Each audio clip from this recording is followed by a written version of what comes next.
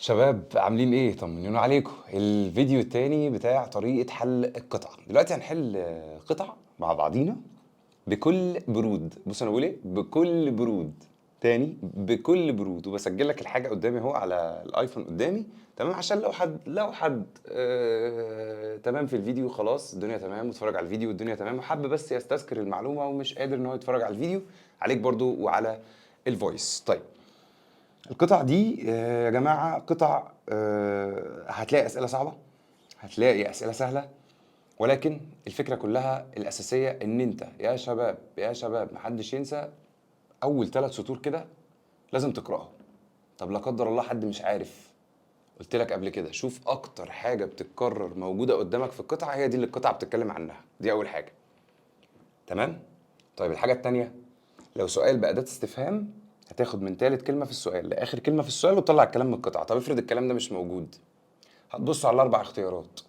تمام، تاني هتبص على الاربع اختيارات، هتشوف مين اللي موجود. تمام، وتبدا تبص على الكلام اللي قبليه واللي بعديه او جملته، وتشوف هل هي مناسبه للسؤال تحت ولا لا. دي حاجات تانية. طب الحاجه التالتة، افرض الاربع اختيارات مش موجودين كمان، طب كارثه كده. هنعمل ايه بقى؟ لازم تقرا وتترجم، مفيش حل بقى غير كده. لازم تقرا وتترجم، تقرا وتترجم. تمام، لان في حاجات هتبقى معتمده على قاموس الكلمات بتاعنا او على الكلمات الحفظ. تاني، قاموس الكلمات او عموما على الكلمات الحفظ. حصيلة الكلمات ايه؟ مثلا respect يعني احترم، موجودة مثلا في اختيار من الاختيارات، والجملة تناسب ان انا اقول respect، او تناسب ان انا اقول مثلا respect اللي هو يحترم او احترام، responsibility اللي هي مسؤولية. ما ده احنا عارفينه، ده عندنا في الكلمات.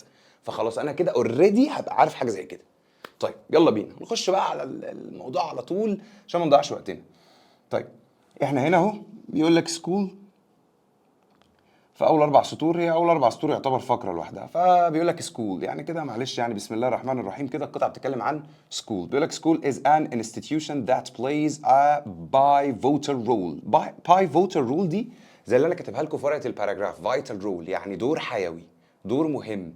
طيب حلو قوي، دور حيوي او دور مهم. طب جميل. طيب ثانيه واحده نخلي دي كده. حلو. in the development and education، في التطوير and education طبعا التعليم of individuals للافراد. حلو قوي، يعني كده القطعه بتتكلم عن ايه؟ انا اسف، القطعه بتتكلم عن ايه؟ على السكول، المدرسه. طيب بص بقى السطر الثاني بيقول لك it is، it عايد على مين؟ ارجع للجمله اللي قبلها، اول كلمه اهو سكول، عايد على مين؟ على المدرسه. زي الفل، برافو، جميل. طيب بيقول لك it's a place where students gather to learn، مكان الطلبه بتتجمع فيه. gather يعني collect يعني يتجمع، مش عارف معناها، مش قضيه. هو انا هروح المدرسه ليه؟ اهو learn يتعلم، explore يستكشف، and grow، grow يعني يكبر او ينمو. طيب بعد كده schools، يعني لو حد ما خدش باله من school اول كلمه او من it اللي هي عايده على school في الجمله اللي قبلها، خلاص يا سيدي بقى كده القطعه بتتكلم عن ايه؟ عن السكول. طيب بالراحه بقى، سمي الله كده. بص على اول سؤال، بيقول لك what subjects are typically taught in schools. فين تالت كلمة؟ are. خد من بعديها typically taught in schools، وفي كلمة قبل are اللي هي subjects. subjects يعني مواد دراسية. ايه المواد الدراسية اللي في المدرسة؟ ماشي، تعالى لي بقى كده. نكمل مع بعضينا. بيقول لك schools provide يوفر او يمد بيه او يزود a structured environment يعني بيئة مناسبة where students، where اللي بتيجي مع الأماكن أو البلاد، ما هو مكتوب school، ما أنا بتكلم عن المدرسة عشان كده قلت where اللي هي الذي أو التي أو أن. students engage in various and academic subjects يعني الطلبة بتنغمس كده أو بيبقوا مع بعض في مواد علمية. المواد دي بقى إيه؟ including تشمل أو تتضمن mathematics اللي هي الرياضة، science العلوم، literature الأدب، history التاريخ and more. طيب تعالى بقى كده، سمي الله، بسم الله، سمي الله تاني، بسم الله، سمي الله تالت، بسم الله. طيب بص بقى معايا كده، السؤال بيقول لك ايه؟ المواد صح اللي هم بيدرسوها. فوق مكتوب mathematics and science، والله مكتوب mathematics and science، والله اهي، اهي mathematics وساينس اهي السطر الرابع. في حاجه كمان برضو مهمه عشان نبقى واخدين بالنا، mathematics وساينس موجوده تمام، ومعاها كلمه subjects، معاها كلمه subjects اللي هي موجوده في السؤال بتاعنا. طيب خش على السؤال اللي بعده. بيقول لك what is the role of schools in personal development. طيب حلو قوي قوي قوي قوي قوي قوي قوي قوي اهي تالت كلمة اهي، من تالت كلمة the role of personal أو role of schools in personal development. طيب تعالى لي بقى، انا هنا اعمل ايه؟ هتعب عينيا، هدور على الكلام ده في القطعه، لقيته كان بها، ما لقيتوش كان بها، هنروح للحل التاني او الطريقه التانيه. طب تعال نتعب عينينا، اول 4 سطور اللي احنا قريناهم مفيش هنا حاجه زي كده. طب انا بالنظر بقى، بص انا هعمل ايه، هاخد وقتي شويه، هتبارد شويه، هعمل كاني بقرا يعني اللي انت هتعمله في الامتحان. انا اهو، انا ساكت، ها، انا ساكت، انا مركز، انا بقى انا بمثل لك انت تبقى عامل ازاي في الامتحان.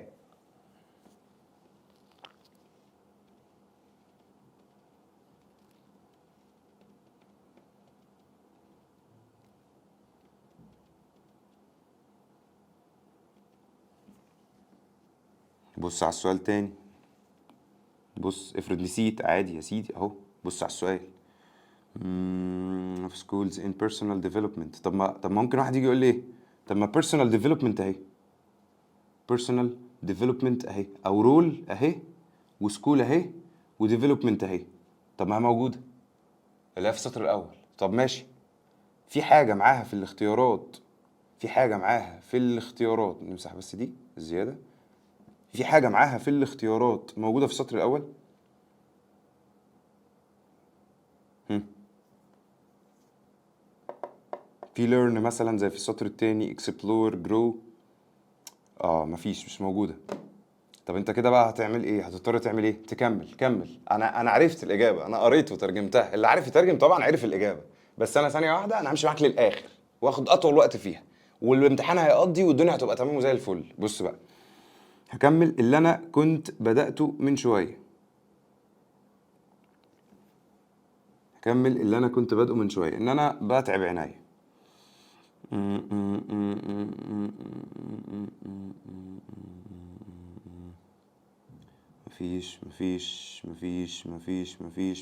مفيش. طب بص بقى، اقف ثانية كده.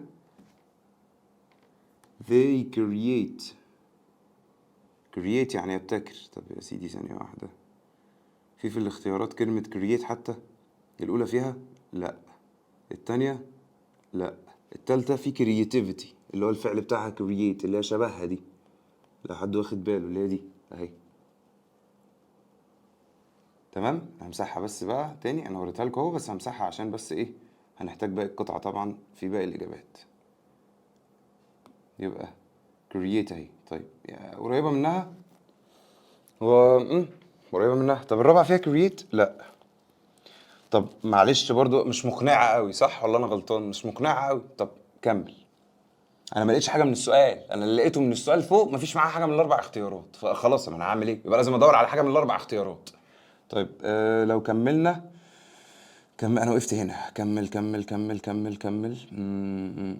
شبهها؟ لا مش شبهها، لا مش شبهها. انا بتكلم، انا اللي انا بعمله ده لو حد مش عارف الترجمه خالص الدنيا خلاص بايظه، الدنيا وردي معاه يعني، عارف الترجمه بنسبه 30% حل السؤال من ساعه ونص. طيب وزمانه في خامس ولا سادس السؤال. طيب بص بقى، دي بيقول لك schools strive to create تاني، create. ادي 2 كرييت، ادي كرييت وادي كرييت. طب معلش بقى، انا اسف يعني، انا اسف يعني. طب ما فيش حاجه من الاربع اختيارات اهو، لو كملت كده قرايه مفيش، مفيش والله مفيش. طب بص، مش individuals يعني افراد، وبيرسونال اللي هي الكلمه دي يعني شخصي، يعني الفرد يعني، صح؟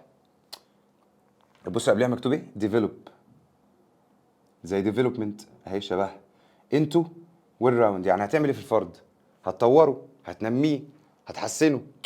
طب ما كريتيفيتي عندنا في المنهج في كلمات يونت 3 وكلمات يونت 4 يعني ابداع او ابتكار، يعني انت بتخليه يبدع، بتخليه يبتكر. طب حلو جدا، تمام. احنا لحد دلوقتي في الفويس 10 دقايق. طب خلاص، يبقى تو انكارج كريتيفيتي. طب يعني ايه انكارج؟ يعني يشجع. تاني يعني ايه انكارج؟ يعني يشجع. تالت يعني ايه انكارج؟ يعني يشجع. رابع يعني ايه انكارج؟ كلمات الحفظ بتاعتنا يعني يشجع. طب ممكن حد يجي يقول لي طب ما انكارج موجوده في القطعه اهي، تمام. طب هما جايين ورا بعض؟ لا، ده سؤال رخم. ليه سؤال رخم؟ اللي مش عارف المعنى هيلوس هنا، هيضطر يعمل زي ما انا عملت كده. طب اللي عارف المعنى، هو بيقول لك personal development يعني تطوير الشخصيه، تمام. to limit يعني يحد من البيرسونال جروث، احد من النمو بتاع اي حد، لا طبعا. ما هو limit يعني يحد او يقلل. discourage يعني لا يشجع، لا طبعا. وhinder هي stop، كلمة hinder هي stop، يعني يتوقف أو يعرقل يتوقف عن عمل شيء أو يعرقل شيء، يخلي حاجة ما تمشيش. طيب خش معايا السؤال اللي بعده، وده أصعب سؤال ممكن يجي لك في الامتحان في أي قطعة في أي امتحان. بيقول لك what is the synonym أو what is a synonym معنى كلمة encourage. يعني إيه encourage؟ يشجع. discourage هو عايز عكسها؟ لا. urge مش عارفها. طب deter دي مش عارفها. hinder لازم نعرفها، معلش. hinder دي لازم نعرفها، بتيجي كتير في الترجمة. stop أو hinder الاتنين زي بعض، معناهم يتوقف أو يعرقل. طيب يبقى أنا ما قداميش غير كلمة urge و deter. هنا أنت بقى هتعمل إيه؟ والله يعني زي ما بيقولوا كده، يعني خلاص مفيش حل غير من يا دي يا دي. طب اللي عارف المعنى او حصيله الكلمات بتاعته كبيره هيعرف يحلها. اهي الاجابه دي كلمه urge. الاجابه كلمه ايه؟ urge يعني يشجع او يكون ضروري او يكون مهم. تمام. فالاجابه كلمه urge بس كده. طب في حل تاني، يعني في حل تاني. انت ممكن تقرا جملتها وتستنتج المعنى. ما هو هنا بيقول لك encouraging students، تشجع الطلاب. هنا بيقول لك encouraging students to explore their interests، يستكشفوا اهتماماتهم and reach their full potential، ويوصلوا لأعلى معدل في قدرتهم، أعلى مهارة، أعلى ذكاء، أعلى حاجة يقدروا يوصلوا لها. تمام. حلو قوي. طيب يبقى الإجابة urge. ولكن هنا برضو يعني الطريقة دي يعني مش هتجيب معاك قوي. هي هنا سؤال معتمد على حصيلة الكلمات، وده أصعب حاجة ممكن تجي لك في امتحان الإنجليش. ونتمنى إن شاء الله إن ما تجيش كلمة من خارج الإطار خالص، تيجي كلمة حاجة حتى عدت علينا في النص، حتى في وسط إيه الكلمات أو الحصيلة العلمية بتاعتنا. طيب السؤال اللي بعده يا شباب بيقول لك what values. values يعني قيم أو مبادئ لازم نكون عارفينها كلمات الحفظ. are typically، طب لو مش عارفها هنا عادي هكمل. are typically emphasized in schools. ايه القيم او الاخلاق اللي لازم تكون موجوده او مطبقه emphasized تمام في المدارس؟ والله احنا يعني برضو نفس الكلام. انا لما قلبت القطعه من شويه ما كانش اصلا مكتوب حاجه زي كده emphasized in schools اهو. يعني لو حد دور كده وقلب، احنا قرينا اول 4 سطور.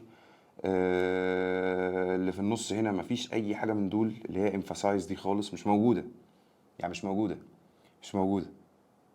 هو بس موجود ايه لو حد واخد باله؟ بص بالشطر ده بيقول لك students learn to work تمام collaboratively يعني يعملوا بتعاون، اللي هي جايه من كلمه collaboration او cooperation. طب ما علينا. communicate يعني يتواصل effectively بتأثير عالي. resolve conflicts يحلوا النزاعات او المشاكل، احنا قايلين كلمه conflicts قبل كده. in a respectful manner بطريقه محترمه او باسلوب محترم او باخلاق يعني جيده. ثانيه واحده. respectful يعني الاحترام. يعني احنا بنعلم الاولاد ايه؟ الاحترام في المدارس قبل اي شيء، صح ولا انا غلطان؟ حلو. دور لي عليها تعالى هاتها لي من الاختيارات. ما هو مفيش حل غير كده. هو ليه؟ لان هو بيقول لك ايه اهو. بص بيقول لك ايه في السؤال؟ بيتطبق في المدارس اللي هو الاحترام، لازم يبقى محترمين بعض. طب اول واحده فيها احترام؟ لا. الثانيه اللي تحتيها اللي هي لتر سي دي؟ لا. طب دي respect؟ اه اهي اهي اهي لا لسه جريت. استنى نعمل لها سهم من هنا الاول. اهي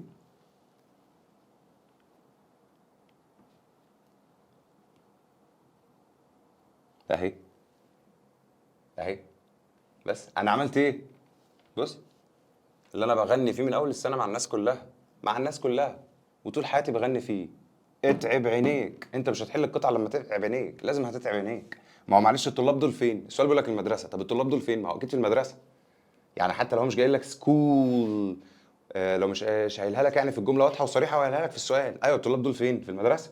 طيب حلو قوي. كمل بقى معايا. بسم الله الرحمن الرحيم. يبقى الإجابة respect and responsibility. أي حد بقى حافظ كلمات المنهج كده 10% من الكلمات respect يعني احترم أو احترام، و responsibility يعني مسؤولية. responsibility دي معناها مسؤولية. طيب رقم 24 بيقول لك what is the purpose، ايه هو الهدف of extracurricular activities. activities يعني أنشطة. ايه الكلمة اللي قبلها دي؟ هو ده بقى اللي أنا بتكلم فيه. هتقعد بقى تقرف نفسك وتقرفي نفسك في الامتحان وتوتر نفسك وتوتري نفسك وتسيب الحاجة الأساسية اللي عليك، وممكن تلاقي كلمة زي دي في القطعة فوق زي ما قلنا أسلوبنا أو طريقتنا في حل القطعة. أنت كده بتضيع وقت. دور عليها فوق. دور عليها فوق زي ما قلنا. طب أهي أهي يا سيدي اهي اكسترا كurricular اكتيفيتيز اهي. خد جملتها بقى، هات جملتها من اولها. من اول موروفر اهو قبلها في نقطه هنا.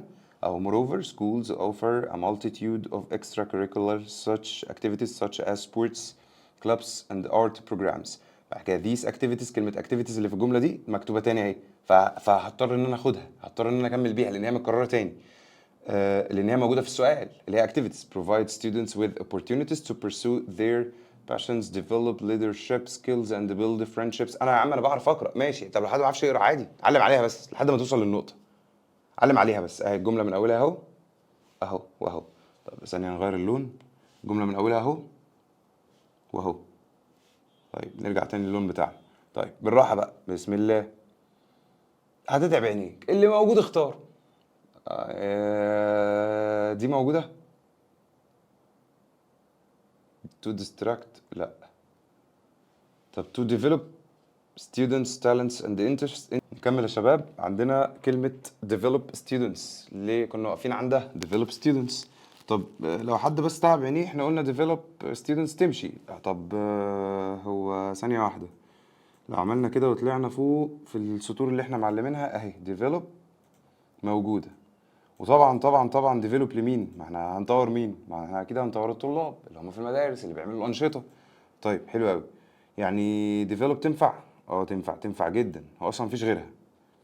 طيب يبقى هنا increase، لا مش increase خالص، ثانية نغير اللون، او لا مش increase خالص. the workload، قلنا the workload لو حد قرأ كده بيقول لك to increase the workload of students يعني تزود العبء او الحمل على الطلاب، لا. فاللي بعديها to limit لا، ولا distract ولا limit يعني يحد برضو اللي كنا قلناها في السؤال اللي هو 21 كنا قايلينها في اول واحدة، لا برضو. يحد من مستوى الطلاب لا، او تعاملات الطلاب الاجتماعية لا برضو. يبقى الإجابة to develop students talents and interests. واحد يجي يقول لي طب ما talents و interests مش مكتوبين فوق ولكن مكتوب develop، ومفيش حاجة من الثلاث اختيارات التانيين مكتوبة اصلا فوق في الحتة اللي هو بيسألك فيها. فانا اعمل ايه؟ لقيت كلمة واحدة بس هي دي الإجابة. ما تتعبش نفسك، الموضوع ما تديهوش اكبر من حجمه هنا. طيب تعالى على السؤال اللي بعده، بيقول لك في 25 what's the primary goal of schools؟ ايه هو البرايمري جول اوف سكولز؟ معلش ثانيه واحده، ثانيه واحده مش هترجمها، مش هقول برايمري جول طبعا يعني هدف، بس مش هقول يعني ايه برايمري. تمام انا هسيبك تحلها بنفس الطريقه زي ما احنا قايلين. طيب بالراحه، تعالى ندور عليها، ندور عليها، دور عليها. هنا مفيش، هنا برضو مفيش، تالت مفيش، رابع مفيش. بص هعمل ايه، انا عمال بتبارد على قد ما اقدر، عمال ابطئ نفسي على قد ما اقدر. تمام برضو نفس الكلام، يعني ممكن لا برضو هنا.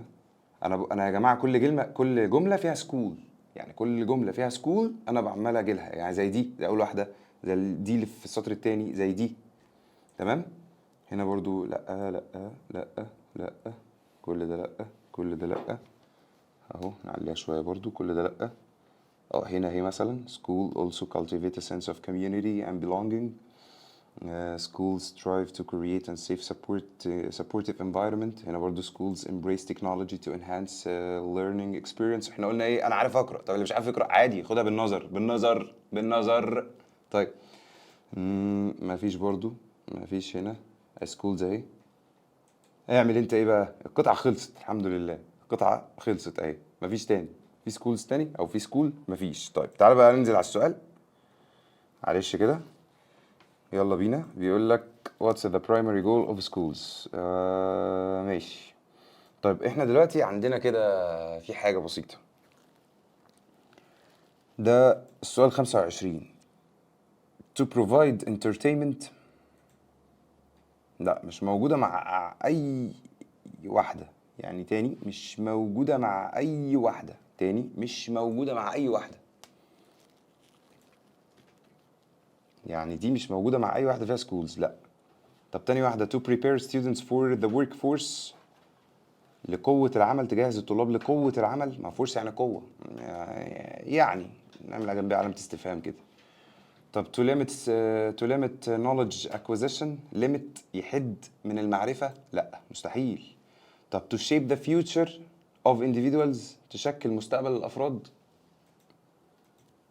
تمشي. طب معلش نرجع تاني عشان أتأكد إنها صح، عليها درجة برضو، أنا محتاجها. هو بيقول لك في أول سطر اهو school is an institution that plays a pivotal role in the development and the education of individuals. بتطور الأفراد. طب ما هو يطور، معلش أنا آسف بقى، يطور دي يعني بخلي الأفراد في المستقبل أفضل، صح؟ طب ما هي خلاص، هي دي أنسب واحدة، هي دي أنسب واحدة.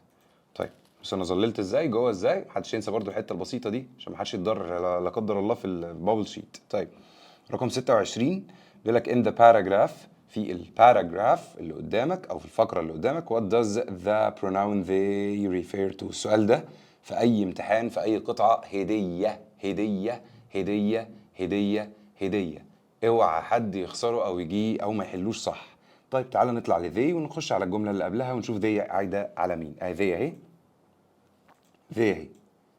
في الجملة اللي قبلها الكلمة الجمع اللي زيها لو حد رجع كده لأولها مكتوب teachers. طب تعال نشوف كده teachers موجودة ولا schools. لا teachers اهي، teachers بس كده، teachers لا، هظبطها واعملها بأفضل طريقة جوه الشادو اهي teachers.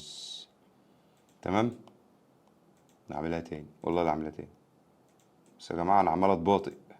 طيب اللي بعديها بيقول لك بقى واتس ذا مين ايديا، عنوان رئيسي للقطعة. القطعة بتتكلم عن إيه؟ أول واحدة خلاص إحنا يعني ده السؤال جاي لك لقطة برضو، يعني سؤال 26 و27 لقطة، لقطة والله لقطة، و25 كمان. طيب بيقول لك واتس ذا مين ايديا اوف ذا باسج، إيه عنوان رئيسي للقطعة أو إيه الفكرة الرئيسية للقطعة. طيب ثانية واحدة، history of education مفيش تواريخ، history يعني تاريخ مفيش تواريخ. negative impact شيء سلبي، لا ما جابش سيرة حاجة سلبية خالص. role of schools دور المدارس تمشي. طب how students struggle تكافح او تنازع with their studies المواد بتاعتهم. انا ما بتكلمش على الطلاب، انا بتكلم على المدرسة اللي جواها الطلاب. يبقى الإجابة letter C.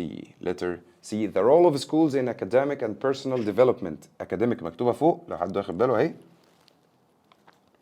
academic اهي، وديفلوبمنت اهي، وطبعا سكول اهي، ورول اهي، سكول اهي ورول اهي. بس كده حلتها لك وطمنتك وزي الفل. طيب لو احنا كده حسبناها على الفويس اللي احنا مسجلينه، احنا في الفويس دلوقتي عندنا قول 23 دقيقة، حلتها في 23 دقيقة وانا متباطئ. تاني وانا متباطئ، يعني عمال اتكلم براحتي واعيد وازيد واطلع وانزل والكلام ده، وفي اسئلة صعبة وفي اسئلة سهلة، وفي سؤال واحد بس هو ارخم واحد في القطعة كلها، اللي هو السؤال يا شباب ده، سؤال 22 ده. لما يجي يقول لك الكلمه دي معناها ايه او عكسها ايه، حتى لو انت عارفها لا قدر الله ممكن الاختيارات يعني تبقى صعبه زي كده زي قدامنا هنا.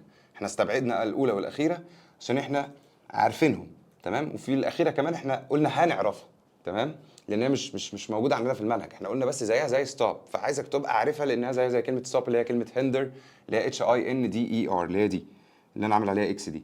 فالاجابه قلنا هتبقى urge، لو حد فاكر قلنا urge يعني يشجع او يكون مهتم او يكون ضروري. طيب تعالى نخش على القطعه اللي بعديها يا شباب، قلنا يلا بينا هنشوف برضو. احنا هنبدا اهو من الدقيقه 23 45 ثانيه. بيقول لك Charlotte's Web is a beloved children's novel written by E.B. شارلوت ده اسم، ماشي، شارلوت اسم حلو قوي. طب بس مكتوب ويب يعني شبكة عنكبوت.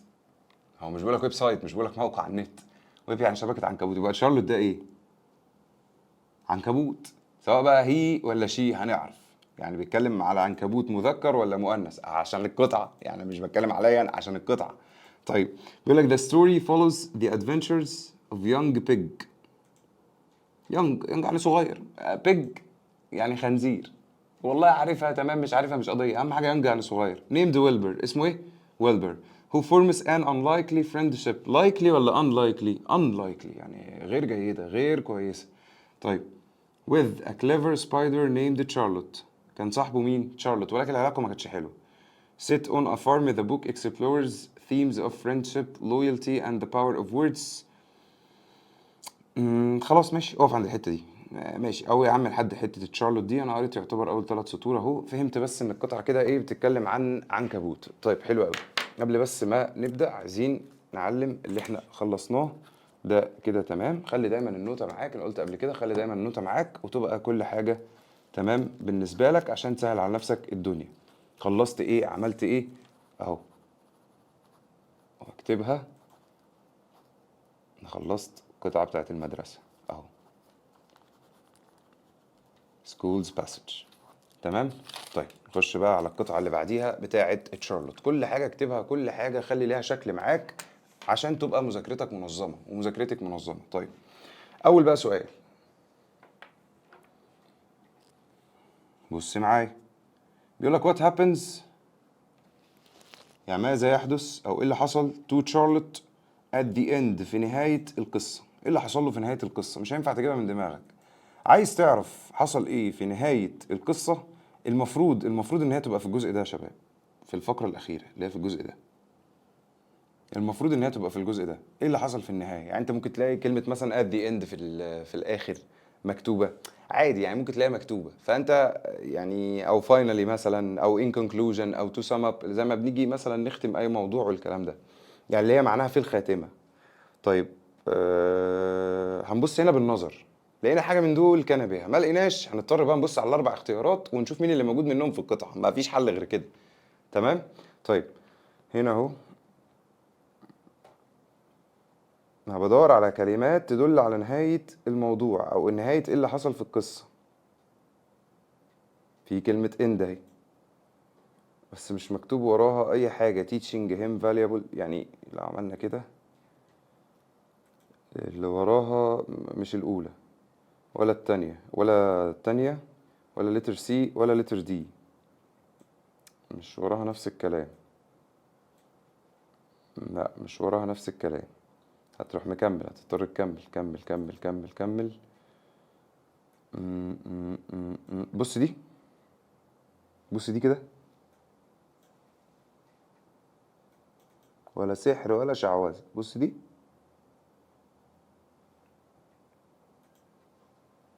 بص كده على الاختيار دي، she passes away في الاختيار اهي. ايه she؟ يعني تشارلوت دي عنكبوتة، ها عنكبوتة. ماشي، بص انا عامل نفسي عبيطة على الاخر. طيب يعني كده تشارلوت دي she وباسز اهي واواي اهي. she leaves اللي هي leaving يعني يغادر او تترك. behind اهي، خلفها her، خلفها children اطفال. اه هي كان عندها اطفال. حلو، بس حلتها حلتها حلتها.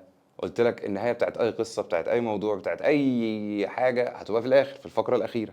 الفقره الاخيره كبيره شويه، السؤال صيغته مش موجوده في القطعه قدامنا. فانت كده كنت هتضطر تعمل ايه تاني؟ كنت هتضطر تعمل ايه في الدقيقه 28؟ كنت هتضطر تعمل ايه عشان لو حد ناسي؟ هتبص على الاربع اختيارات اللي موجوده، هتختار الاولى ولتر سي وحتى بي مش موجودين. اللي موجوده نصا، اللي موجوده نصا زي ما هي اللي هي لتر دي بس كده. طيب خش على السؤال اللي بعده، بيقول لك واتس ذا نيم، يعني احنا هنا هنقول له اسم of young girl. خلاص هنلاقي دي كده هتلاقيها في القطعه، يعني دي كده هتلاقيها في القطعه. who saves هتلاقيها برضو في القطعه. ويلبرز لايف، تعال ندور على اسم ويلبر ده. ماشي نتعب نفسنا. ماشي، فين ويلبر؟ ادي ويلبر اهو، في جنبيه جيرل. جيرل جيرل جيرل جيرل جيرل جيرل جيرل، لا زي في السؤال يعني لا. طب ويلبر تاني اهو، كمل كمل كمل كمل. سيفد مكتوب في السؤال. certain death، من الموت المحقق. by a young girl، اليونج جيرل named ايه؟ كان اسمها ايه اهي؟ فيرن. كان اسمها ايه؟ فيرن.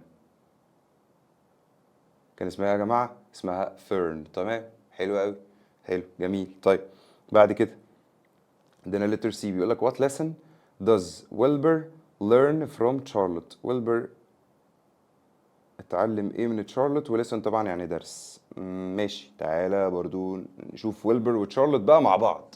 يعني ويلبر وتشارلوت اللي هي العنكبوتة دول مع بعض في نفس الجملة، لازم هتعمل كده. طيب تعالى نشوف.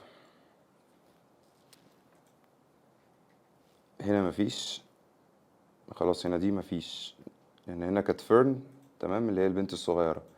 crucial point that Charlotte ماشي. تشارلوت اهي، بص الجملة دي uses her web spinning skills، استخدمت مهاراتها to write messages، تكتب رسائل about مين ويلبر's exceptional qualities، عن جودة ويلبر، تمام، أو مهارته attracting the attention of the town people، تجذب الناس اللي عايشين في المدينة. طب يعني هي كده معناها عملت ايه؟ ساعدته. طب يعني ماشي، تعال نشوف ساعدته دي. importance of treason and power، قوة. treason يعني خيانة، لو مش عارفها عادي، بس power يعني قوة. ما جبناش سيرة قوة في حاجة. how to run away، تهرب. from the farm، ما جبناش سيرة مزرعة أصلا في نفس الجملة. value of true friendship، صداقة، قيمة الصداقة الحقيقية، تمشي. and kindness، الطيبة أو العطف، تمشي، لأن هي كده أنا بقول لك من قراية الجملة هي كده ساعدته. طب رابع واحدة how to become a famous مشهور، لا مش موجودة أصلا، يبقى الإجابة letter C. الإجابة letter C. طب رقم 31 بيقول لك how does Charlotte help Wilbur، شارلوت ساعدت ويلبر ازاي؟ ماشي اهي، عملت ايه يعني؟ دي بقى لازم هتلاقيها في القطعه، يعني ما اقول لك عملت ايه هتجيبها انت منين يعني؟ من دماغك؟ لا، اهو uses her web spinning skills to write messages، اهي نفس الجمله يعني، بس جايب لك السؤال بصيغه مختلفه تماما. يعني اللي هيحل يعني اللي هيحل يا شباب 30 غلط هيحل 31 غلط. مش هتحل 31 صح وتحل 30 غلط، مش هينفع. لو حليت دي صح هتحل التانية صح والعكس صحيح. طيب by weaving messages in her web اهي،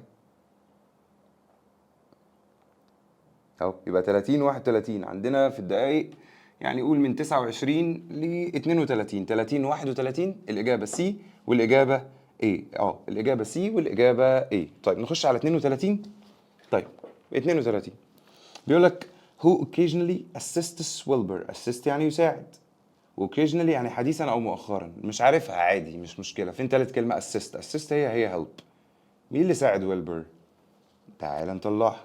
هو واحد هيجي يقول لي تشارلوت، انا عايز اللفظ ده موجود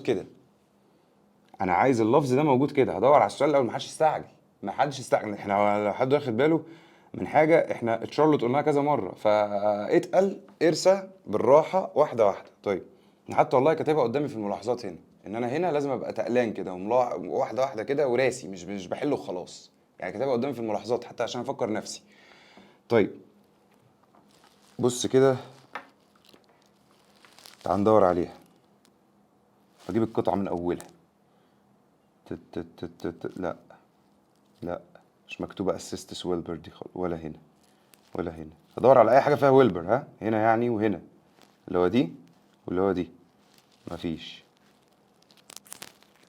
هنا ويلبر ويلبر ويلبر اهي، كمل جملته.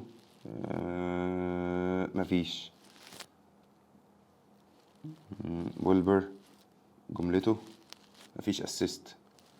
تمام مفيش. احنا بنعمل الطريقة الأولى أول، بدور على اللي في السؤال.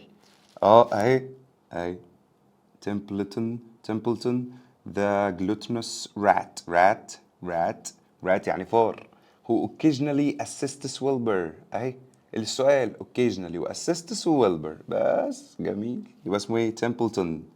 اسمه ايه؟ تمبلتون ده ايه؟ رات، فار. والله عارفها تمام، مش عارفها مش هتفرق في حاجة، هو عايز اسمه.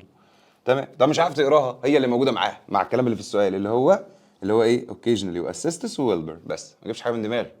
طيب اللي بعديها بيقول لك what themes are explored in Charlotte's Web و themes دي يا شباب يعني فهمت ايه؟ تمام، يعني ايه الاحداث اللي انت فهمتها؟ لان explore معناها استكشف. ايه الاحداث اللي انت فهمتها في Charlotte's Web؟ يعني بسبب يعني شبكات او شبكة العنكبوت بتاعة شارلوت، العنكبوتة يعني. استفدت ايه يعني بمعنى اصح؟ بص يا شباب، تسلسل الاسئلة يخليك تحل سؤال زي ده، بس تبقى انت ذهنيا حاضر. يعني ايه ذهنيا حاضر؟ يعني لو بصينا على السؤال ده اللي هو سؤال 30 ونزلنا لسؤال 33، يعني من 30 كده ل 33. في 30 كنا اخترنا friendship وكايندنس، اللي هي لما قلنا ساعده، فندور على اي حاجه قريبه من معنى المساعده. تمام، احنا قايلين الكلام ده في الدقيقه 34. تمام، يعني الدقيقه 35 اهو عشان احنا في اخر 34. adventure يعني مغامره and mystery ميستري يعني لغز، اللي احنا واخدينها في المنهج سولف ذا ميستري، حل اللغز، لا. لاف الحب، ماشي. اند بترايل، بترايل يعني خيانة، لا. لا، احنا عايزين برضو حاجة قريبة من المساعدة. فريندشيب يعني صداقة، ولويالتي يعني ولاء او وفاء او انتماء. لو حد فاكر لما قلناها مع بعض قبل كده كتير، ولاء او وفاء او انتماء، اسمها ايه؟ لويالتي، تنفع دي. طب باور يعني قوة، وجريد، جريد يعني طمع، جريد يعني طمع برضو في المنهج، لا. فالإجابة كده friendship، friendship and friendship. نعملها تاني، friendship and loyalty. طيب اللي بعديها بيقول لك what is the synonym for loyalty؟ يعني ايه كلمة loyalty؟ loyalty يعني وفاء، انتماء، ولاء. يبقى betrayal خيانة، لا. treason خيانة، لا. ده سؤال صعب، سؤال صعب، ده أصعب حاجة. القطعة الأولى كان فيها سؤال صعب اللي هو معنى كلمة encourage، والقطعة التانية هو سؤال صعب معنى كلمة loyalty. تمام؟ طيب عكسها ممكن يبقى معروف شوية، اللي هي betrayal أو treason، ممكن تعدي قدامنا كتير. طيب فاضل لنا indifference. indifference يعني ايه؟ مفيش اختلاف، لا. مش هتنفع اصلا، يعني سواء مختلف او مفيش اختلاف، لا. فالاجابه هتبقى ديفوشن. يعني ايه ديفوشن؟ جاي من الفعل ديفوت. لو حد فاكر بقى كنا حليناه مع بعض قبل كده، تمام، في ترجمه كان اسمه يكرس. ديفوت يعني يكرس، وقلنا يعني ايه يكرس باللغه العربيه؟ يعني يبذل مجهود كبير في عمل شيء. يكرس يعني يبذل مجهود كبير في عمل شيء. تاني، ديفوت ضيفها على كلماتك، على كلماتك، حصيلة الكلمات اسمها يكرس، بتيجي كتير اغلب الوقت في الترجمة. طيب جاي منها كلمة ديفوشن يعني تكريس او ولاء او انتماء او وفاء. طيب يبقى احنا كده قلنا 32 الإجابة سي، و33 الإجابة سي، وبرضو عندنا 34 الإجابة سي. طيب 35 بقى يا شباب بيقول لك she turns Wilbur into what does the pronoun she refer to؟ she دي عايدة على مين؟ طب تعال، أنا عارف هي عايدة على مين، بس معلش يعني هنقولها. هي فين she أهي. ارجع للجملة اللي قبلها، دي جملتها. لا، عايزين الجملة اللي قبلها، هاتها من أولها. فين أولها؟ أدي النقطة أهي، أولها أهو. Charlotte uses her web spinning skills to write messages about Wilbur. أهو أهو أهو. يبقى مين اللي عملت كده؟ شارلوت. شارلوت اللي هي العنكبوتة. يبقى الإجابة شارلوت. شكرا جزيلا، حلينا القطعة التانية مع بعضينا. نكمل يا شباب. عندنا القطعة التانية اللي قلناها، نعلم برضو مع بعضينا. أنا حاطط النوت قدامي لو حد شايف، كل الناس شايفة. تمام، أنا كده خلصت القطعة التانية بتاعت شارلوت اللي هي السبايدر، تمام، اللي هي العنكبوتة. بس أنا فهمتها من القطعة من أول 3 سطور زي ما اتفقنا وقلنا هنعمل إيه. تمام تمام تمام تمام تمام تمام تمام. طيب نخش على القطعة رقم 3 عندنا، وتعالى نشوف، يلا بينا، بتتكلم عن ايه. طيب يلا بينا، بسم الله. قطعة رقم 3 بيقول لك في أول حاجة pollution. pollution حلو، جميل جميل. pollution التلوث. القطعة اللي عندنا في رقم 3 اهو بتتكلم عن التلوث. مكتوب complex يعني معقد، is a complex and pervasive issue يعني مشكلة.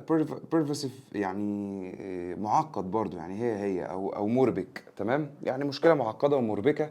وissue طبعا يعني قضية أو مشكلة. that has detrimental effects، فيها detrimental effects يعني تأثيرات محددة. حلو. on the environment على ايه؟ على البيئة. حلو. human health على صحة الإنسان. and ecosystems والنظام البيئي عموما، أي نظام بيئي. worldwide فين؟ في مصر ولا في العالم كله؟ في العالم كله. حلو. it encompasses various forms of contamination، هي بتوضح لنا. يبقى دي عايدة على مين؟ على البوليوشن. طبعا مش لازم ترجمه، انا هنا بترجم بس افهم نفسي. انا اهم حاجه بالنسبه لي القطعه بتتكلم عن ايه، اللي هي اول كلمه بس. various forms of contamination، معلش بقى الكلمه دي كده عايده على ايه؟ يعني بتوضح لنا اشكال مختلفه لايه. بص حتى كمل القرايه كده. including air تشمل الهواء، water الميه، soil pollution تلوث التربه، الارض الزراعيه يعني، as well as noise والضوضاء، and light pollution. تمام، الضوضاء والانوار، كل ده بيحصل منه ايه فيه، او بيحصل فيه ايه؟ تلوث. طب يبقى الكلمه دي برضو معناها ايه؟ يعني الكلمه اللي بالاحمر دي لما يجي يسالني فيها كده كده معناها ايه؟ ايه اقرب حاجه لمعناها؟ تعال نبص كده. ده هو بيسال عنها، بيسال عنها اهو. سؤال 21 بيقول لك what is a synonym، تمام، for contamination. يعني ايه كلمه contamination؟ دي في القطعه معاها في نفس الكلام؟ لا. قريبه منها؟ لا مش موجوده. طب دي toxicity او toxicity؟ لا. purity و toxicity؟ لا. pollution؟ تمام. cleanliness؟ النظافه؟ لا مفيش نظافه. نظافه ايه؟ يبقى الاجابه pollution. هنا كلمه انت ما خدتهاش، كلمه مش عارفها، ولكن الجمله او الفقره بتاعتها بتقول ايه؟ كانت بتتكلم على التلوث. فانا يعني بروح لاقرب حاجه ليها. اقرب حاجه ليها كانت ايه؟ اللي هي اصلا كلمه التلوث، وهي موجوده قدامنا في الاختيارات عندنا في الدقيقه 41 هنا برضو في الفويس معانا. تمام. هتبقى pollution. طيب حلو، انا حليت السؤال 21 الحمد لله. طيب معلش بس طلب صغير. بيقول لك في سؤال 20 what's the main idea of the paragraph؟ ايه الفكره الرئيسيه او العنوان الرئيسي للفقره؟ هنقول pollution. هنقول تاني pollution has minimal impact. ما قالهاش كده والله. ما قالهاش كده on the environment and human health. وقال دي وقال دي، بس ما قالش minimal impact دي، ما قالهاش. طب التانية pollution is a complex issue with detrimental effects on the environment, human health and ecosystems. هي دي اللي قالها والله، هي دي اللي قالها اهو. انا يا عم ما بشوفش اهو.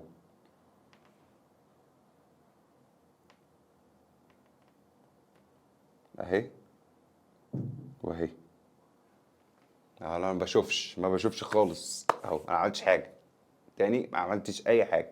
طيب خلاص نمسحها بقى عشان هي كده ايه ملهاش اي لازمه. نمسحها تاني عشان هي ملهاش لازمه. طيب اهو.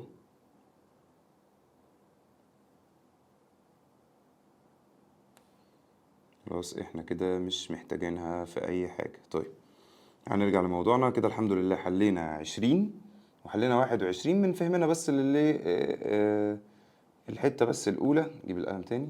20 21 من فهمنا بس الاول 3 سطور بس، او يا سيدي اول كلمه من اول كلمه اللي هي pollution اللي هي القطعه بتتكلم عنها.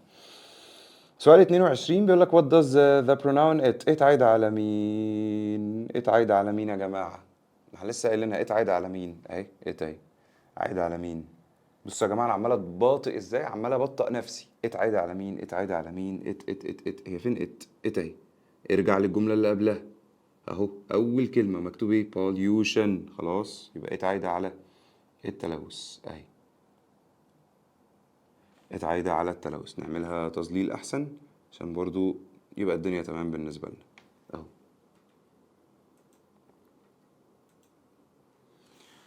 طيب نخش على 23 بيقول لك what are the primary sources. احنا قلنا primary في قطعة لو حد فاكر اللي هي كانت موجودة بتاعت المدرسة. primary يعني أولي أو مبدئي، مش عارف معناها عادي. sources يعني مصادر. of air pollution برضو مش عارف معناها عادي. أهم حاجة air pollution دي. تعالى بقى نطلعها air pollution دي من القطعة. احنا قلنا بناخد من تالت كلمة في السؤال لآخر كلمة في السؤال أهو. تالت كلمة ايه؟ the primary sources of air pollution اللي هي الحتة دي. اللي تلاقيه هاته. يلا بينا نمسح دي. يلا بينا تعالى ندور عليها. قطعة قدامك اهي. احنا هنا السطر الأول مفيش air pollution. السطر التاني نفس الكلام. التالت نفس الكلام. التاني مكتوب air ومعاها كلمة pollution، ولكن مش مخصص الكلام عنها لأن في and والكلام ده اهو. بص بقى بص بص كده يا شباب. مكتوب اهي primary sources of pollution بعد كده air pollution. طب دي في اخر الجمله. خلاص لازم تبص على الجمله اللي وراها، ما هي اللي موجوده في السؤال في اخر الجمله. خلاص يبقى اجابتها مش في جملتها، اجابتها في اللي وراها في اللي بعديها. تمام. هي air pollution هي اللي في السؤال، اللي هي اخر كلمه في السؤال موجوده اهي قدامك air pollution. بعد كده بقى مكتوب caused by اللي هي الحته دي. الجمله دي خدها كده لحد ما توصل للنقطه، بعيدا عن الترجمه بعيدا عن اي حاجه. اللي موجود من دول اختاره. طيب هنا بيقول لك emissions و factories ماشي. طيب مكتوب agricultural run off لا مش مكتوبة. industrial effluents لا مش مكتوبة. burning of fossil fuels اهي burning of fossil fuels اهي اهي اهي الله اكبر. قدر عامل تاك اهي. خلاص ما تقراش الرابعه. طب الرابعه excessive artificial lighting، لا ولا دي موجوده ولا دي موجوده. الاجابه letter C. بس كده. اتعب عينيك اتعب عينيك اتعب عينيك اتعب عينيك اهو. اتعب عينيك اتعب عينيك اتعب عينيك، هي اللي هتخليك تحل صح. طيب خش على 24 اهو. كل شويه نبوظ دي. ماشي خش على 24 يا شباب. بيقول لك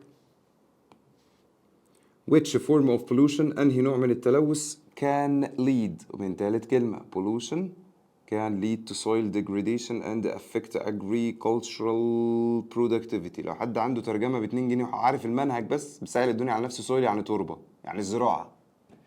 soil يعني تربة. طب air هوا، water مية، noise ضوضاء، soil pollution اللي هو تلوث التربة. بس يعني حد فاهم حاجة؟ بس يعني سهل الدنيا على نفسك على قد ما تقدر. طيب يبقى عندنا هنا عشان برضو نبقى شايفين كويس، عندنا هنا 24 هتبقى letter D. طب 25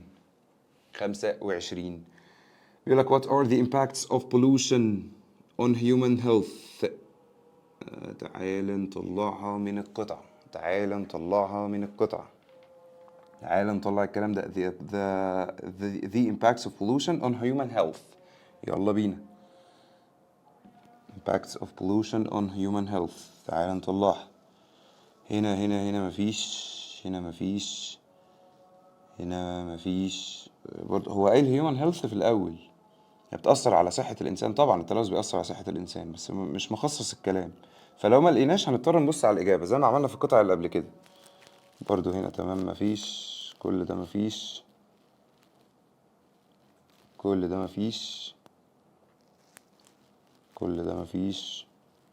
برضو مفيش. بص انا عمال اتعب عينيا بس محتاج بس تركيز مش اكتر. مفيش. مش مكتوبة. بص بقى كده كمل. هو انا دي بالغلط برضو. بص بقى كمل كده. برضو مفيش. الدقيقة 48 يا جماعة. مفيش.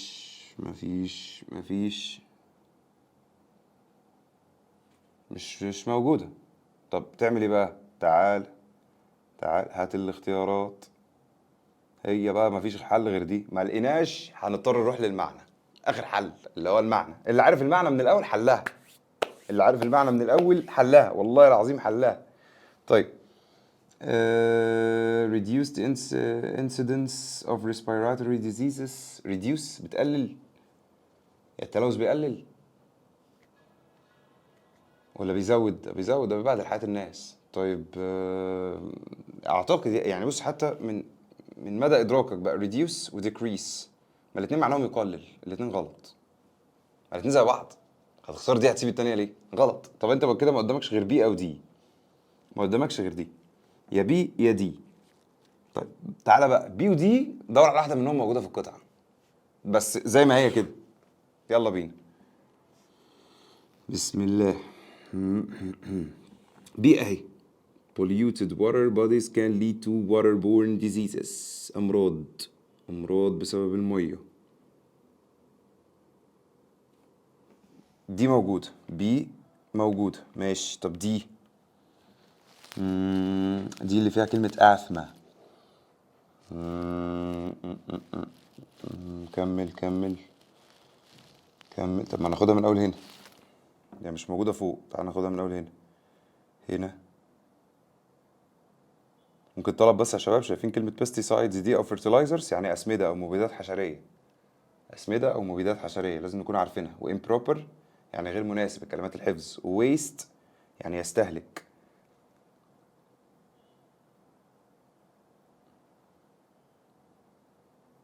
مفيش. دي لحد دلوقتي مش موجودة. دي ما قابلتنيش. لو دي مش موجودة خلاص يبقى الإجابة بي.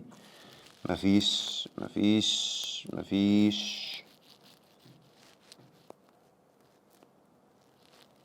برضو. عشان الإضاءة برضو أبقى شايف كويس.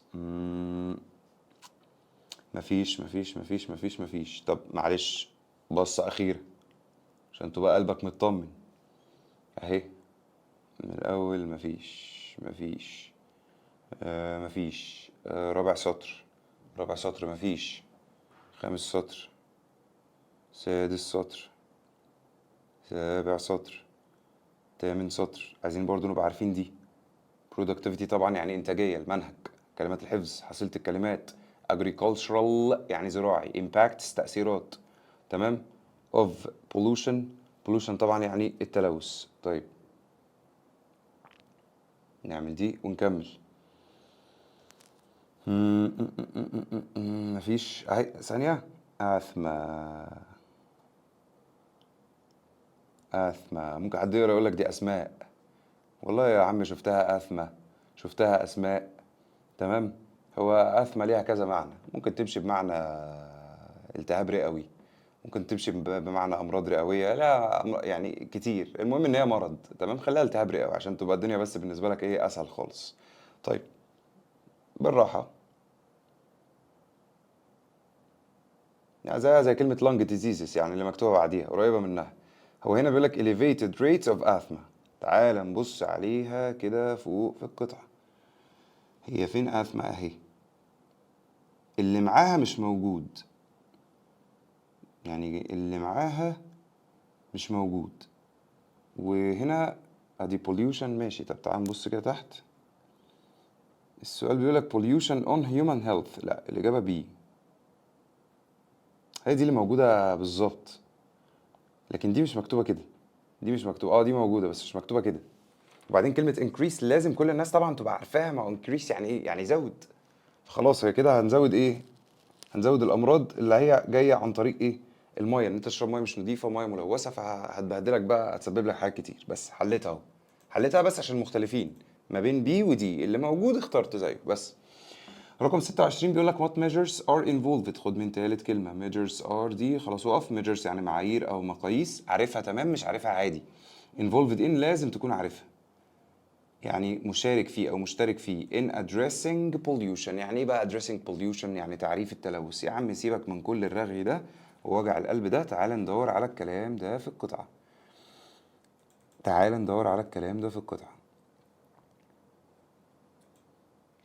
أنا أدور بقى على الحاجة اللي فيها pollution. أدي pollution أهي مش معاها، وأدي pollution أهي مش معاها، pollution أهي مش معاها. نفس الكلام اللي في الاختيارات.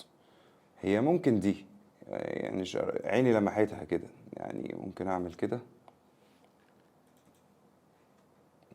كده، عيني لمحتها. environment. لا هي شبهها. لا شبهها مش هي. اللي هي أول واحدة environmental regulations، تمام. اللي هو معايير بيئية أو قوانين بيئية لازم نحافظ عليها عشان ما نلوثش الدنيا في البيئة. لا مش موجودة. يعني لو حد واخد باله بص كده. لو حد واخد باله أنا كنت بتكلم على دي اللي هي environmental. هنا degradation هي شبه regulation شوية شبه. مفيش برضو هنا مفيش pollution. في كلمة pollution اهي مش معاها نفس الحاجة. بص كده. لا لحد دلوقتي مفيش اي حاجه من الاربعه موجوده. وخلي بالنا من حاجه، احنا عندنا في الاولى في regulations وفي الاخيره في regulations، بس هنا في without بدون. يعني لو حد عايز يختار الاخيره لازم without تبقى موجوده في القطعه، لان without معناها بدون، فمش هينفع تستغنى عنها فوق في الاجابه. او نفي no مثلا. فنشوف طيب اي اختلاف تاني. development of sustainable unsustainable practices، promotion of excessive waste disposal. لا ما مش بي وسي مش شبه بعض، فلا لازم تكمل بقى تطلع تاني لنفس الاسلوب او نفس الطريقه. تعال نطلع تاني اهي. يا شباب، يا شباب بص كده. pollution اهي او address pollution اهي. بس السؤال involve ثانيه. والله العظيم ما هسيبها.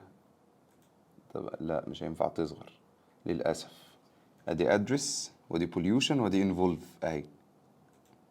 ادي ادرس ودي بوليوشن ودي انفولف. بس بص خدت وقت بس عادي، انا عايز احلها صح. ما انا عايز اجيب درجه عاليه، عايز اقفل الامتحان.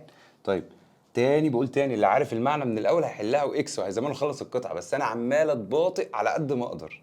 طيب a range of strategies including the implementation of environmental regulations. implementation اللي هي جايه من كلمه implement اللي موجوده عندنا في حفظ الكلمات. implement يعني ينفذ او يطبق شيء، ينفذ او يطبق شيء. environmental regulations يعني معايير بيئيه او قوانين بيئيه او اجراءات بيئيه للمحافظه على البيئه. طيب جميل جدا جدا جدا جدا جدا، برافو عليك برافو عليك. طب هي فين بقى؟ اهي اللي هي يا جماعه الخير مش شايف، اهي اللي هي letter A. طيب فاضل لنا اخر سؤال بقى معانا.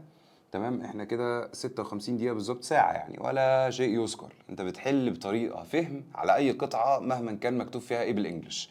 طيب اخر سؤال بقى معانا يا شباب، بيقول لك what's the primary cause. primary خلاص بقى القراءات قدامنا كتير بقينا عارفينها. primary يعني الاول او الرئيسي. cause of يعني سبب ليه. noise pollution الضوضاء او تلوث الضوضائي.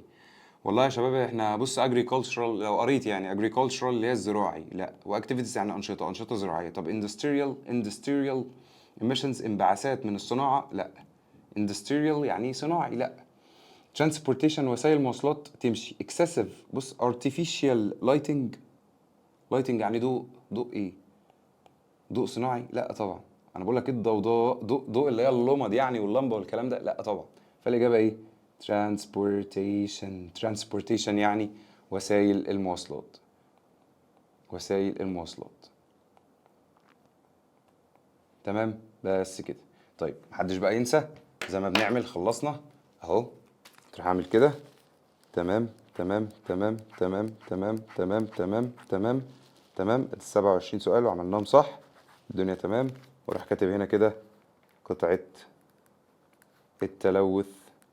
خلصت ايه وعملت ايه؟ pollution. هتذاكر كده هتعمل كده، لازم قدامك النوتة بتاعتك وكاتب فيها كل حاجة. خلصت ايه عملت ايه والدنيا تمام بس كده.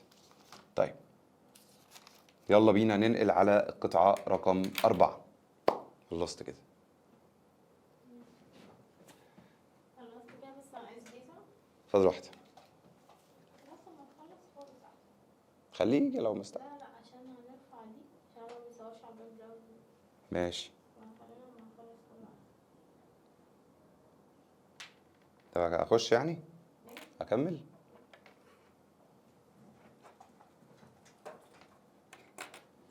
هو انا لما عملت دي كده بنت، لما عملتها كده وكتبت فيها بنت يعني فين؟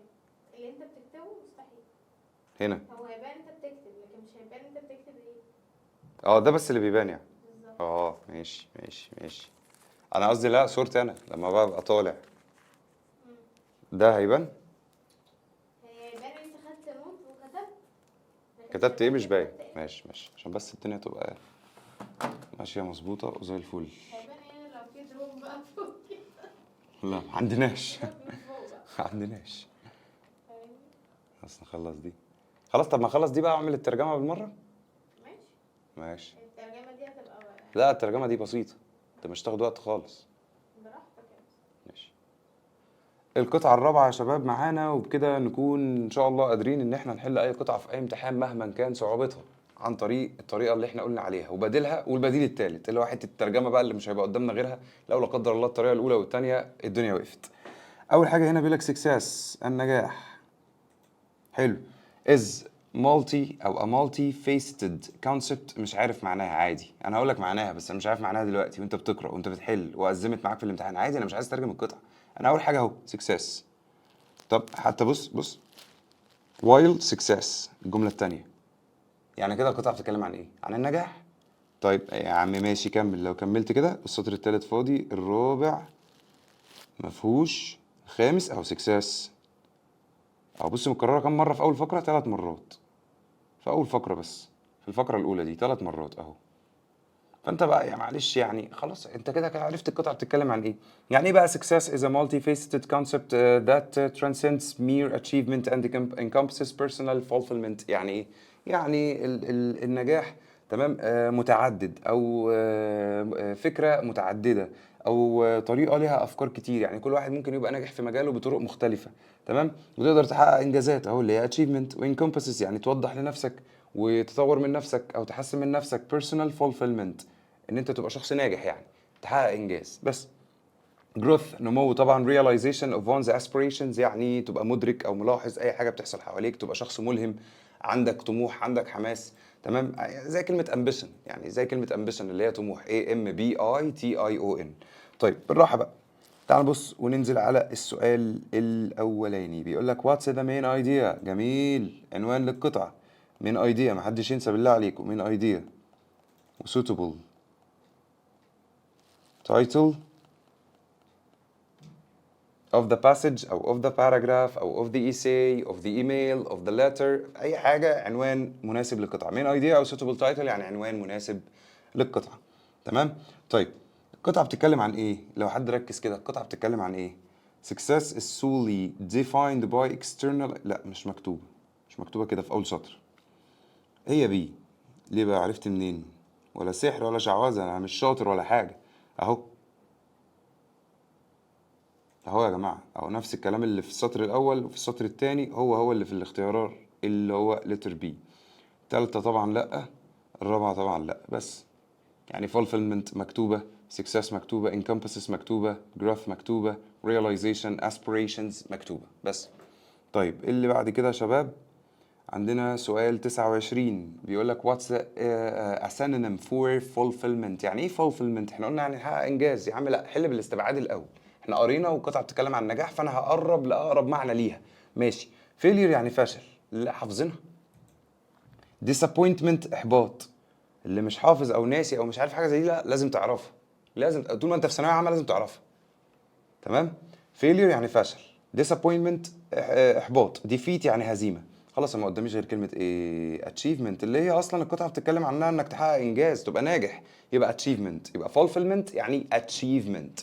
طيب سؤال، يبقى الحمد لله 28 و29 وكمان 30، الدنيا حلوه وحنينه يعني لسه معانا. طب بيقول لك what does the pronoun it عايده على ايه؟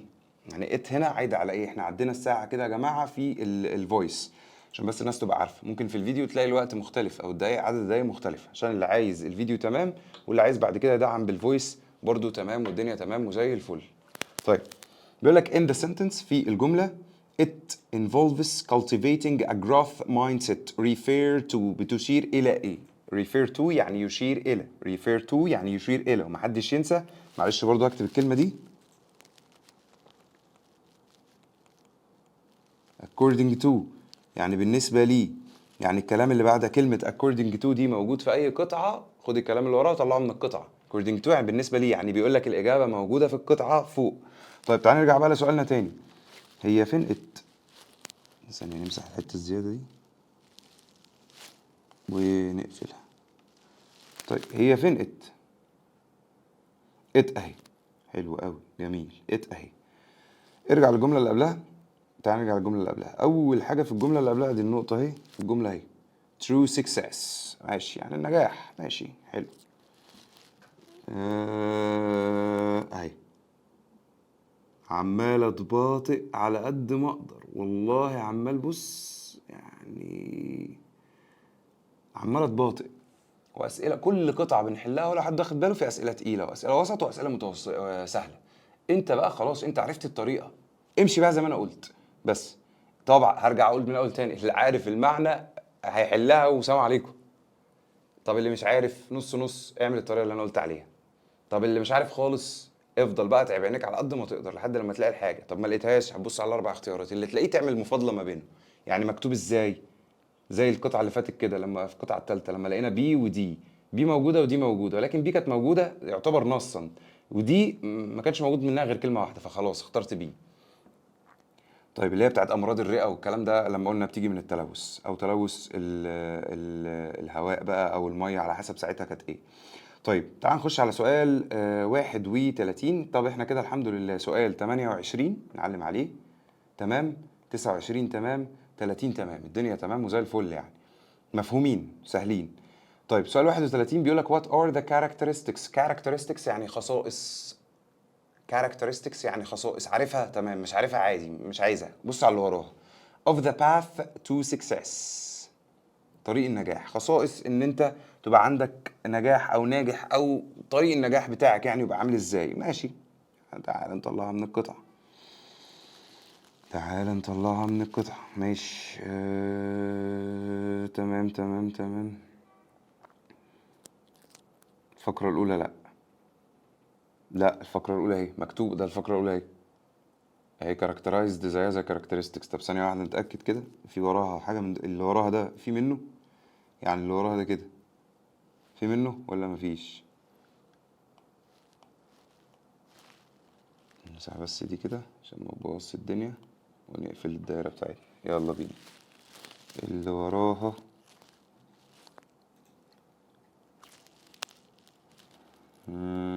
لا، مش مش متشابه. لا، مش مظبوط، يعني مش زيها بالظبط. طب خلاص، ممكن نبص على الجملة اللي بعديها، لأن نفس الكلمة اللي هي characterized دي زيها characteristics في السؤال، فممكن نبص على الجملة اللي بعديها اللي هي أقرب حاجة ليها، اللي وراها دي، اللي هي الحتة دي، اللي هي it involves setting meaningful goals, embracing continuous learning and adapting to change. لو في حاجة برضو من دول ممكن نختارها، مفيش خلاص بقى يبقى هندور على حاجة تانية خالص. اهي continuous learning اهي، و adaptation to change اهي. اه لا، ايه مش موجودة، ولا سي ولا دي. اهي continuous learning and adaptation to change اهي. عشان اوريك اهو continuous learning اهي، و adaptation اللي هي adapting to change، يعني تأقلم على اي شيء اهي، تتأقلم على اي تغير. و continuous learning طبعا اللي هي زي ما انا بقول لكم دايما practice makes perfect، الممارسة تؤدي الى اتقان، ان انا افضل مستمر في التعليم، keep going يعني استمر.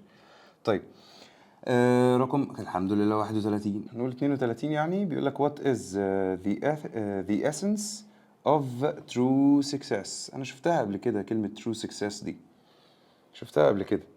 طيب احنا معلش بقى عشان تبقى ظاهرة نقولها تاني، نقول تاني يا شباب. سؤال 32 بيقول لك what is the essence of true success. أنا مش عارف يعني إيه essence، يعني جوهر او اهميه، يا مش عارف، او ضروره، مش عارف. عادي والله العظيم، عادي ما فارقه. انت خد الكلام ده بس طلعه من القطعه. لقيت كلمه، لقيت اتنين، زي الفل. انا شفت ترو سكسس دي من شويه، لو حد فاكر انا شفتها من شويه اهي. اهي انا لسه كنت معلم عليها اهي. ايوه لسه كنت معلم عليها اهي. هي دي اللي هي true success is rooted in، لحد من اهو لحد النقطه بتاعتها، يعني من اول true success وفي السطر اللي بعديها لحد كلمه endeavors. يعني كل واحد يبقى معتمد على نفسه وفاهم الدنيا ماشيه حواليه ازاي. طيب ثانيه واحده، مكتوبة في الأولى؟ لأ. مكتوبة في بي؟ مكتوبة في في، أيوه. طب لتر سي؟ لأ، مش في سي. طب دي؟ لأ طبعا، هي موجودة هنا في بي أهو، نفس الكلام أهو. أنا يا عم مش هتكلم، أنا هسيبك أنت اللي تشوف. مكتوب development self awareness finding meaning in endeavors أهي. development مكتوبة self awareness development أهي، self awareness أهي، find meaning أهي، endeavors أهي. بس شكرا جزيلا، بس زي الفل. طيب 4 قطع أفكار صعبة متوسطة سهلة تحل بيها في أي امتحان، أي امتحان أي امتحان أي امتحان. طيب رقم 33 بيقول لك what does success entail. تعال نطلع، احنا قلنا بناخد من تالت كلمة في السؤال المقالي اللي هو بأداة استفهام ده، تمام، وبنطلع الكلام من القطعة. طيب success entail يعني من تالت كلمة، هو success و entail. طيب تعال ندور عليها. هي مش موجودة في اللي احنا قريناه فوق، يعني من شوية لو حد تعب عينيه كده مش موجودة لحد مثلا الجملة بتاعت it اهو. لو كملنا كده تمام، ادي success ماشي. also entails بس entail دي يعني يوضح او يهتم بيه. بس ثانية، الحمد لله الفويس برضو معانا ساعة و10 دقايق ماشي، عشان كله برضو يبقى متابع معايا في اللي احنا بنسجله على الايفون. طيب بعديها خد جملتها بقى اهو success also entails اهي، هي جملتها دي كده كلها. علم عليها بقى، اقف عندها. تعال نعمل مقارناتنا الجميلة اللي بنعملها دايما مع بعض في حل القطع. ايه مش موجودة؟ ماشي. بي، بي اهي fostering a sense of community and collaboration موجودة. اه موجودة. نعلم بس زي ما كنا معلمين. طيب موجودة. حلو، ارجع تاني، ارجعي تاني. C. Building superficial relationships. Building superficial relationships. نرجع تاني. Building superficial. أنا كل شوية أنسى حتة الأستيكة دي ليه؟ ماشي، معايا. تمام. Building superficial relationships. Strong relationships أهي. يعني relationships مكتوبة فعادي، مكتوبة بعد entail فعادي، تمام معانا. طيب رابع واحدة، يعني معلش أنا آسف، ثانية واحدة، يعني التانية صح والتالتة صح. طب الرابعة pursuing external markers of accomplishment. كلمة accomplishment يعني يحقق إنجاز، هي achievement يعني يحقق إنجاز. accomplishment مش موجودة. هي موجودة في السطر اللي بعديه أهي. by external makers of accomplishment. هي موجودة اهي، موجودة. طب ما كده عندنا مصيبة، فكده مصيبة بجد. ده سؤال بقى بايخ يعني. انت عايز ايه؟ يعني احنا كده تعال ننزل تحت كده. ايوه انت عايز ايه؟ طب ما كده دي موجودة برضو. ايوه عايز ايه بقى؟ يعني اختار بي ولا سي ولا دي؟ اعمل ايه؟ اعمل ايه بجد يعني؟ يعني انا دلوقتي قاعد في امتحان وجالي سؤال زي ده، قاعد دلوقتي هتجنن. طب ما بي موجودة وسي موجودة ودي موجودة، ومش كاتب حتى all the previous اللي هي كل ما سبق. all the previous يعني مش كاتب لي الكلمة دي اللي هي دي all the previous. all the previous يعني كل ما سبق. ده حرف P يا شباب اهو، عشان نمسحه عشان يبقى باين عند كل حرف ال P. all the previous يعني كل ما سبق، مش مكتوبة ان انا حتى التلاتة موجودين، فاختار all the previous اللي هي كل ما سبق. مش موجودة. طب انا اعمل ايه بقى؟ انا جالي سؤال زي ده وانا هدوكم. جالي سؤال زي ده في القطعة، اعمل ايه بقى؟ خد بقى مني دي. شفت التلاتة اللي موجودين، ما تختارش حاجة منهم زي ما بنعمل في الجرامر. انت مجبر هنا على حاجة معينة اللي هي letter A. واحد يجي يقول لي طب افرض letter A مش موجودة، ماليش دعوة. مش هينفع، ما هو التانية مكتوبة نصا والتالتة نصا والرابعة نصا، مكتوبة نصا، مكتوبة زي ما هي قدامك كده.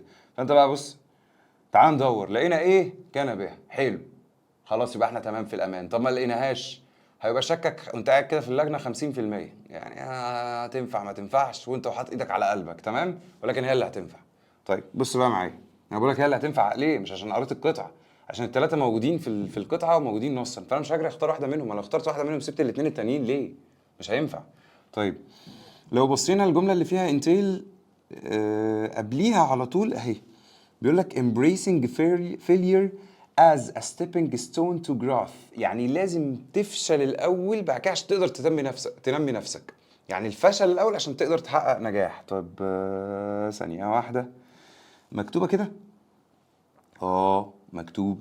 اهي embracing failure as a stepping stone to growth موجودة. خلاص انا تمام، انا كده اطمنت وانا قاعد في اللجنة، انا اطمنت انا صح. بس خلاص احنا برضو في الدقيقة 114 عشان برضو كله يبقى واخد باله. يعني يعتبر ساعة كده يعني 14 دقيقة، ساعة 14 دقيقة ماشي. كمل معايا السؤال اللي بعده يا شباب. بيقول لك what is the pursuit of success. The pursuit of success shaped by. النجاح، يعني انا بتكلم برضو عن النجاح. تعال نطلع الكلام ده من القطع، برضو نفس الكلام، تعال نطلعه من القطع. احنا قلنا 33 ايه، خش على 34، فاضل لنا 34 وفاضل لنا 35. طيب في 34 يا شباب ما تخيلتش بيها برضو، يعني انا ما تخيلتش بيها. احنا بيقول السؤال كان برضو the pursuit of success shaped by. ماشي ما تخيلتش بيها، بس تعال نشوف. ماشي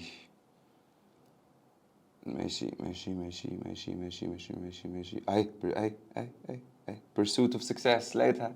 pursuit of success او the pursuit of success is unique to each individual shaped by personal values experiences and aspirations. تعالالي يا حلوة جميل. الأولى لا، بي أيوة والله هي اللي مكتوبة. طب سي لأ ودي لأ، من غير ما أقرأ. أو personal values القيم الأخلاقية، experiences الخبرات، و aspirations يعني الإلهام أو الحافز أو الطموح. أهي أهي أهي أهي أهي أهي أهي أهي أهي أهي. الحمد لله. اخر بقى سؤال، اخر بقى سؤال، بس مش هقوله سمي الله الاول، كله يسمي الله، بسم الله. ربنا يبارك لنا في عملنا ده يا رب باذن الله، والكل هيخرج مبسوط ان شاء الله ان شاء الله من امتحان الانجليش. طيب يلا بينا. بيقول لك what ultimately defines true success. نفس الكلام، فين تالت كلمة defines true success، برضو نفس الفكرة، نفس الفكرة. حلو، تعال انا عايز ادور على ده، يعني ادور على define true success. طب ما احنا true success دي احنا كنا لسه قايلينها اهي، اهي والله اللي موجود بقى من دول خلاص تعال نختاره، او السطر بتاعه اهو true success اهو، احنا لسه قايلينها. طيب بس هو جايب سؤال بصيغة ايه مختلفة، بيضحك عليك تاني، بيضحك عليك. يعني بص يا جماعة، ال 32 ده حليته صح يبقى انت كده 35 هتحله صح. الاولى مش موجودة، بي مش موجودة، سي مش موجودة، دي هي اللي موجودة. طب انا عرفت منين يا عم وانا ساحر؟ لا ما انا خلاص بقى، انا خدت بالي بقى، ما انا قلت لك لازم تبقى مدرك او ملاحظ اللي بيحصل حواليك، لازم تبقى مصحصح مركز، انت مش رايح الامتحان هتنام فيه. اهو impact on او impact one او the impact one has on the lives of others and the sense of fulfillment، اللي هو ايه، تحقيق النجاح او تحقيق انجاز and purpose، وتوصل للهدف بتاعك، وimpact يعني تأثير. طب تعال، موجودة ولا مش موجودة؟ ما هي يا جدعان اهي يا جماعة، اهي اهي fulfillment اهي اهي اهي اهي، خلاص ما هي الكلمه موجوده اهي، والسطر اوله ترو سكسس، خلاص خد الجمله بتاعتها بس. لقيتها بقى موجوده نصا؟ مش موجوده نصا، ولكن في حته منها وهي الوحيده اللي موجوده في القطعه. خلاص انا تعبت عيني تعبتني وتعبت مني وقرفت مني، بس حليت الاربع قطع صح. وقف بس معايا الثلاث اسئله لما قال لي الكلمه دي معناها ايه وعكسها ايه بس. ده اللي ممكن يقف معايا، وممكن تستنتجه من معنى الجمله بتاعتها او القطعه بتتكلم عن ايه لو في الاختيارات متاح حاجه زي كده. الباقي كله يا شباب، الباقي كله يا شباب لازم تتعب عينيك. راح انا برضو عامل نفس اللي عملناه قبل كده. انا كده خلصت اهو. القطعه الرابعه، القطعه الرابعه يا شباب كانت بتتكلم عن قطعه رقم 4 سكسس، النجاح. ودي اهم حاجه للجميع، اهم حاجه للجميع، سكسس اللي هو النجاح. قلت لك 4 قطع مختلفه مع الفيديو الاولاني بتاع القطعه ازاي تحل القطعه، تمام، اللي هي كان فيها كلمه poverty وكوفيد 19 والكلام ده اللي هو الفقر، وكوفيد 19 اللي هو فيروس كورونا. وكمان جايب لك 4 قطع، 5 قطع يعني مختلفين عن بعض تماما، اسئله مختلفه تماما، كل قطعه فيها 8 اسئله، كل سؤال مختلف عن التاني، تمام. ولكن طبق الطريقة اللي أنا معلمها لك واللي أنا معلمها لك، طبق الطريقة دي هتحل أي قطعة في أي امتحان صح. الترجمة بعد كده، الأساسي طبق طريقتنا، طبق الطريقة اللي أنا قدكم كنت بحل بيها، مع إن الحمد لله كنت شاطر في الإنجليش وأعرف أترجم والدنيا تمام، ولكن الترجمة دي كنت بخليها الشيء البديل الأول. لو أنا خلاص الدنيا وقفت معايا خالص وعادي ده ممكن يحصل، بس شفت انا ترجمت ازاي وعملت ايه وصلت ازاي للاجابه، برضو لازم تعمل كده. باذن الله باذن الله باذن الله هنحل اي قطعه في اي امتحان، والقطعتين اللي هم موجوده عندنا في امتحان تالتة ثانوي ان شاء الله باذن الله صح، باذن الله باذن الله باذن الله. وخلي بالنا يا شباب ده فيديو اساس لاي حد عايز يعرف يحل اي قطعه في اي امتحان، سواء بقى كنت اولى او تانية او تالتة. الثانويه العامه كلها معتمده في اغلب الدرجات او اكتر الدرجات في الامتحان بتاع الانجليش على القطع، بعد كده الجرامر بقى، الكلمات، المنهج، الباراجراف، الكلام ده، ولكن القطعه فيها طريقه في الحل. طبق الطريقه، طبق الطريقه بتاعتنا، طريقه مستر اسلام، وان شاء الله هتوصل دايما لاعلى حاجه، او ان شاء الله تقفل امتحان الانجليش باذن الله. سلام.